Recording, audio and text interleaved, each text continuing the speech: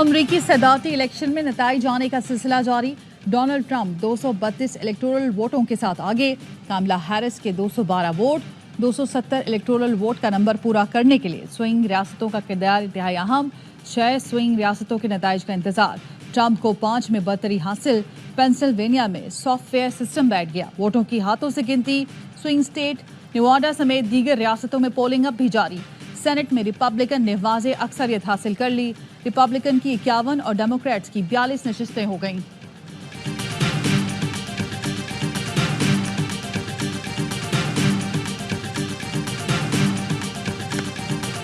पाकिस्तानी निजात democratic Suleman Bhojani Texas assembly की नशिस्त से मुसलसल दूसरी बार कामयाब। ARY न्यूज से गुफ्तगू में कहा, मेरे हल्के में सिर्फ 1% मुसलमान हैं।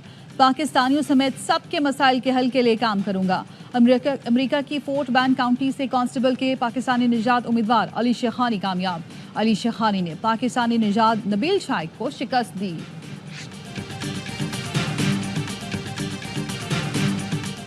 अमरीकी सदारती इंतखाब में जमीन के बाद खला में भी वोट पड़ गया। अमरीकी खलाबाजों ने अपने वोट का हक इस्तेमाल किया। अमरीकी खलाबाजों ने खलाई स्टेशन से तस्वीर शेयर कर दी।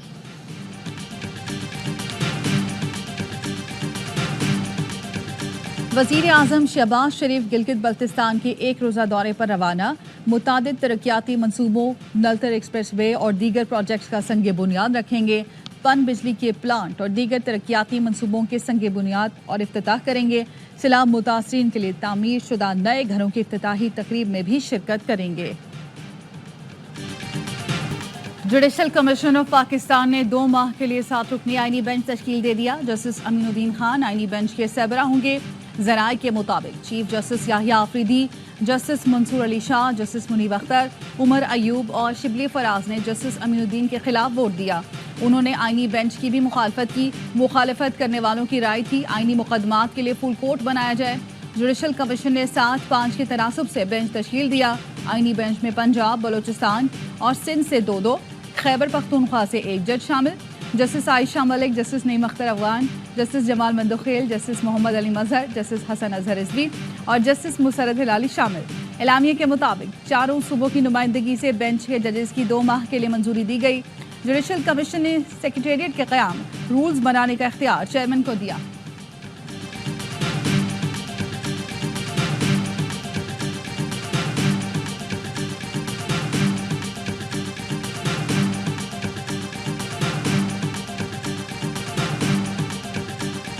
बंद कर दिया ना। नहीं, हमने रास्ता बंद नहीं किया। होगी तो खत्म होगा। रास्ता हमने बंद नहीं किया। कम से कम इन्होंने अपने फ्लैंक्स जरूर कवर किए हुए हैं।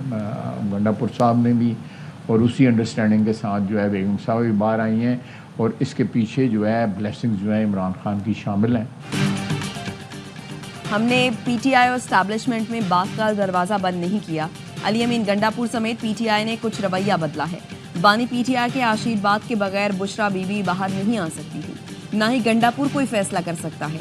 वज़ीर दिफा ख्वाजा आसिफ कहते हैं, मईशत मजीद मजबूत हो तो बानी PTI की मकबूलियत से कोई फ़र्क नहीं पड़ता। पाकिस्तान में बाजवा एंड कंपनी गैर मकबूल है। किसी फ़र्द वाहिद के लिए कानून साजी नहीं की गई। गैर यकीनी सूरत हाल से निकलने के लिए ये कानून साजी की गई। सर्विसेज चीफ्स को एक्सटेंशन नहीं दी गई, बल्कि मुद्दत मुलाजमत बढ़ाई गई। बानी PTI ने जब बाजवा को एक्सटेंशन दी तो क्या उस वक्त उन्हें याद नहीं था?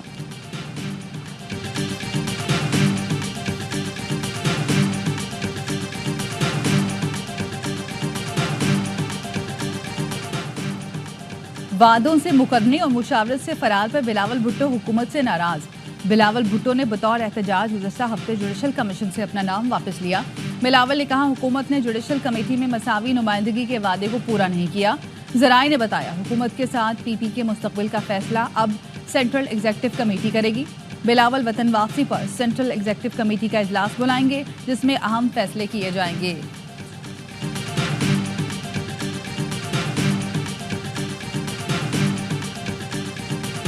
रेट 22% से ये 15% पे आ गई। एक बड़ी खुशाइन डेवलपमेंट है। 1300 अरब रुपए अपने कर्जों की, उसमें कमी आएगी, मामूली बात नहीं है, बहुत बड़ी रिलीफ है।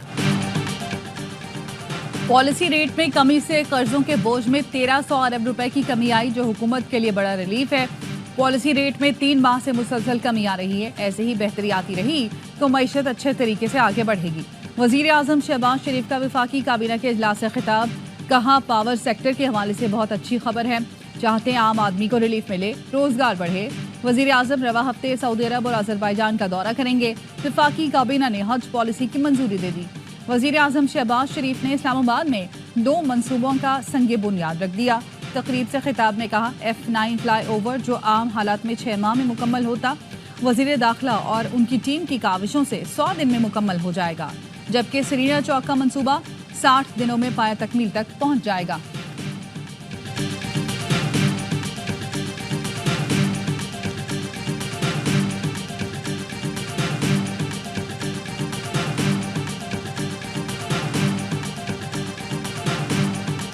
हमारी बड़ी अच्छी मीटिंग्स हुई हैं with S&P, Moody's, Fitch in Washington. उनके साथ हमारी 6 महीने से एंगेजमेंट है। उसी की बेसिस पे एक अपग्रेडिंग हुई भी है। अगले कुछ महीनों में आई सी either euro or the US market, not this fiscal year but the next fiscal year.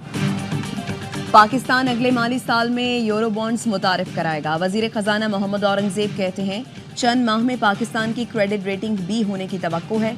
Credit rating agencies Fitch, Moody's और S&P के साथ हमारी गुफ्तगू मुस्बत रही। Securities and exchange commission Pakistan की मॉर्गेज लॉन्चिंग की तकरीब से खिताब में ये भी कहा, IMF से $1 अरब की क्लाइमेट फाइनेंसिंग के लिए मंसूबे बेहतर अंदाज में पेश करना होंगे। क्लाइमेट फाइनेंसिंग पर आलमी बैंक और एशियाई तरक्याती बैंक से भी बातचीत जारी है। लाहौर आज भी जहरीली फिजा की लपेट में दुनिया के आलूदा तरीन शहरों में सर फहरिस्त। बागों के शहर का एयर क्वालिटी इंडेक्स खतरनाक हद को छू गया। सुबह के वक्त शहर का AQI 1000 से तजावुज कर गया। भारत का शहर दिल्ली आलूदा तरीन शहरों की फहरिस्त में दूसरे नंबर पर। और पाकिस्तान के मकबूल तरीन ड्रामे कभी मैं कभी तुम की हैप्पी एंडिंग। पाकिस्तान समेत दुनिया भर के करोड़ों नाजरीन ने ARY डिजिटल पर ड्रामे की आखिरी किस्त देखी। आखिरी किस्त बड़े पर्दे पर भी दिखाई गई। पाकिस्तान भर के सिनेमा घरों में खिड़की तोड़ रश।